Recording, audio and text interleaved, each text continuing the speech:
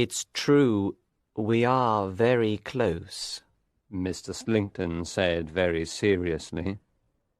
We are alone, you know, since Margaret died.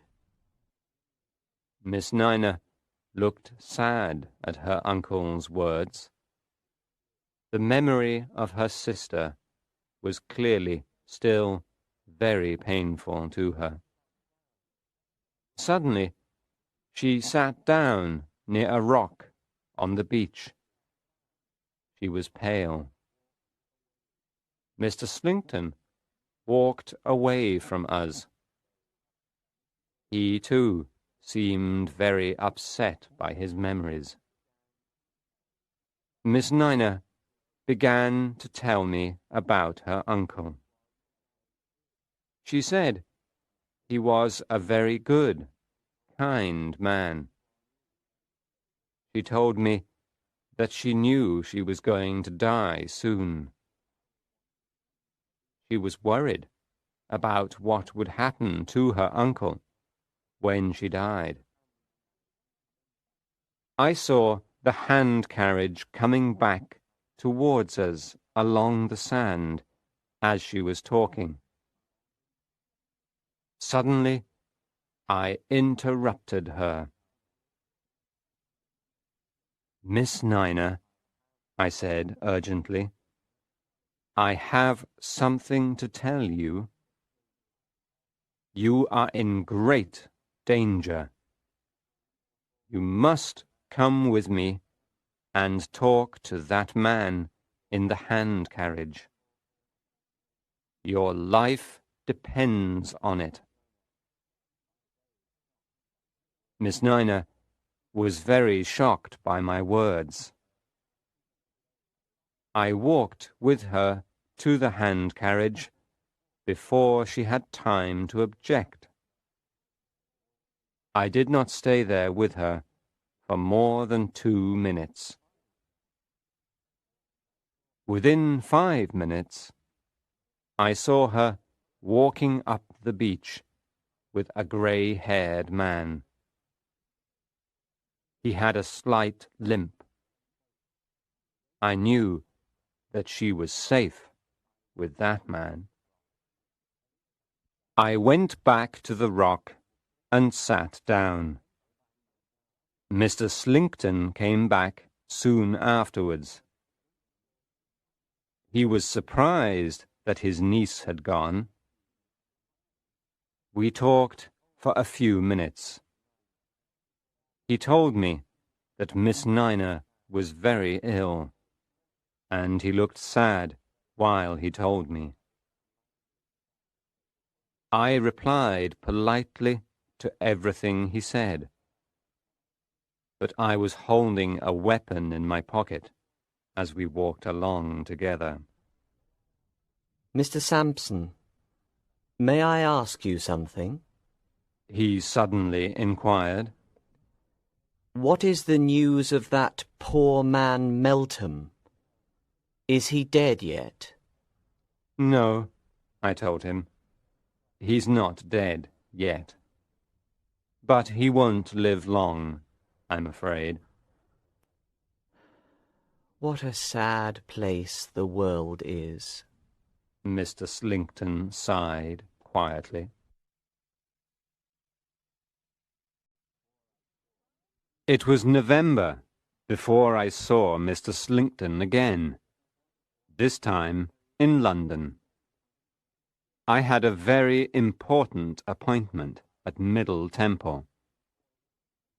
I arrived at the temple and went up some stairs. There were 2 doors at the top of the stairs. The name Beckwith was painted on one door. The name Slinkton was painted on the other. I went in the door marked Beckwith.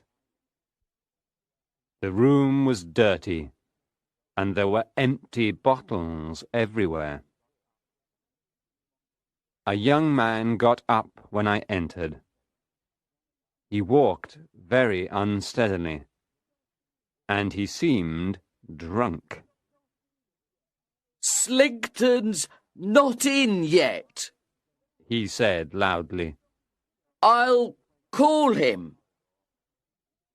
He went into the corridor and began to shout loudly.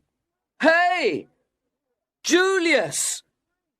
Come in here and have a drink," he called. Mr. Slinkton came into the room. He was very surprised to see me.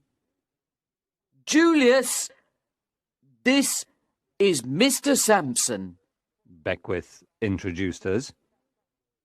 "Boil the brandy, Julius," he said. He gave Mr. Slinkton a filthy saucepan.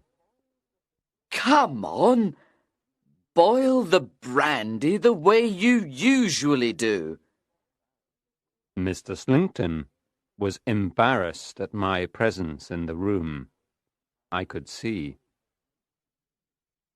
"How is your niece, Mr. Slinkton?" I asked him quietly.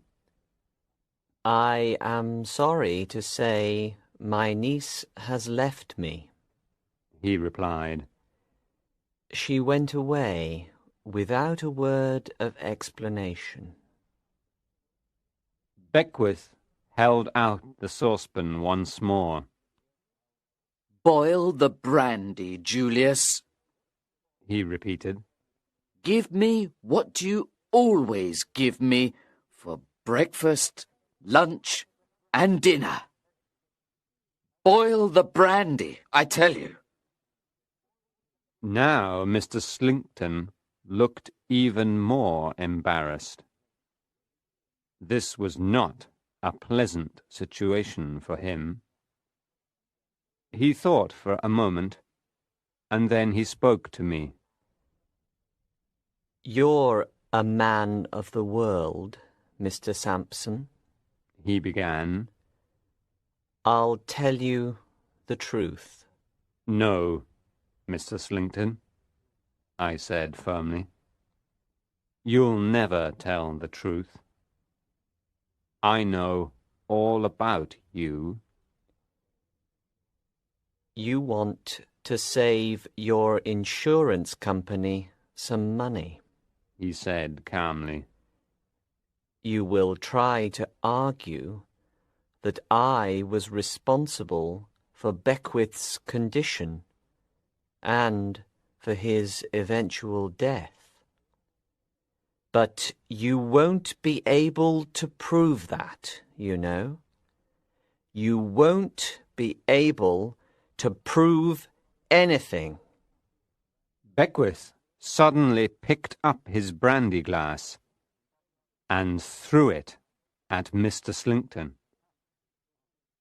The glass cut his forehead, and blood began to flow down his face.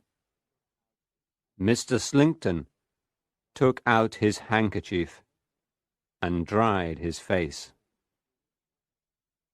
As he was doing this, another man came into the room. A man with grey hair, who walked with a slight limp. Mr. Slinkton looked at this man in surprise. "Look very carefully at me," Beckwith cried out. "You're a rogue, Slinkton, and I've caught you. I took these rooms on purpose, just to catch you. I pretended to be a drunkard in order to catch you, and I've done it. You'll never escape now. You see, the last time you went to see Mr. Sampson, I had already been to see him myself. I went to his house very early that morning. We know everything. We know what you were planning. You thought you could kill me for the £2,000 of the insurance policy, didn't you? You wanted to kill me with brandy, didn't you? But you wanted me to die quickly. That's why you also gave me small amounts of poison. Mr. Slinkton was surprised by Beckwith's behaviour. The young man did not seem at all drunk now.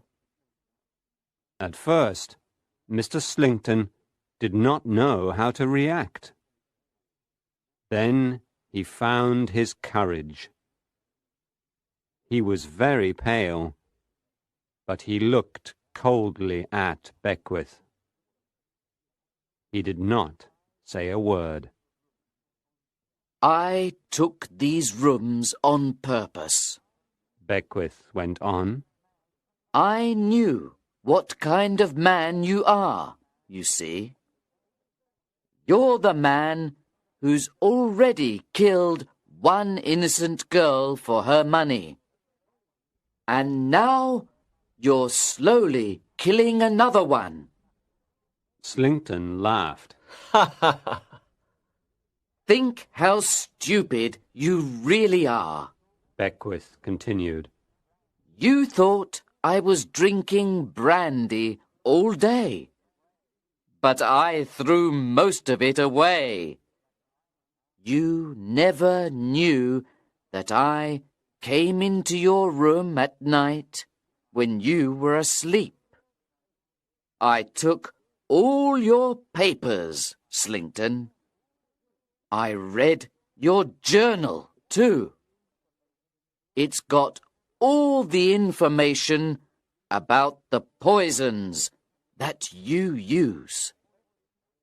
It explains everything. I know where the journal is now. Slinkton looked at Beckwith questioningly. It's not in your desk, Beckwith told him. Then you're a thief. Slinkton told him calmly. He spoke calmly, but his face was white. I'm your niece's shadow, Beckwith said quietly. Suddenly, Slinkton lost his calm and his courage. He looked frightened now. Still, he said nothing. I've watched you all the time, Beckwith said. I knew that you were poisoning Miss Nina. I went to Mr. Sampson and told him everything. That man standing at the door is Mr. Sampson's servant. The three of us have saved your niece's life. Beckwith paused for a moment to look at Slinkton. Then he went on. You don't even know my real name, he said very quietly.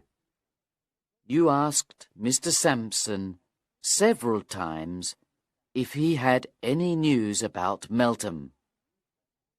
I can give you news about him. I am Meltham, he announced triumphantly.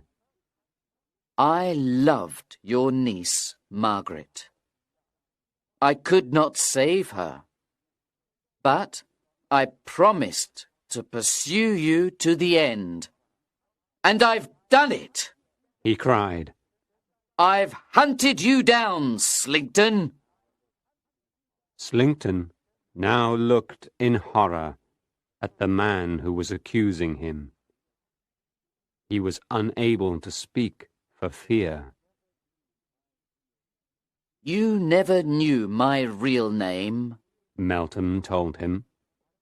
You are seeing me under my real name now for the first time. You will see me again when you answer the charge of murder in court. And I hope you see me in your imagination when they put the rope around your neck and the crowd cries out for your death. Slinkton turned quickly away from us for a second and put his hand to his mouth. The room suddenly filled with the smell of some chemical. Slinkton gasped, ran a few steps, and fell to the floor. He was dead. Meltham and I made sure that Slinkton was dead. Then we left the room together.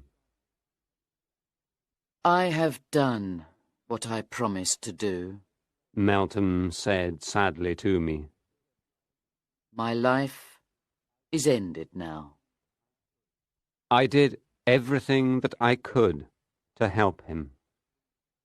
But the poor man died a few months later.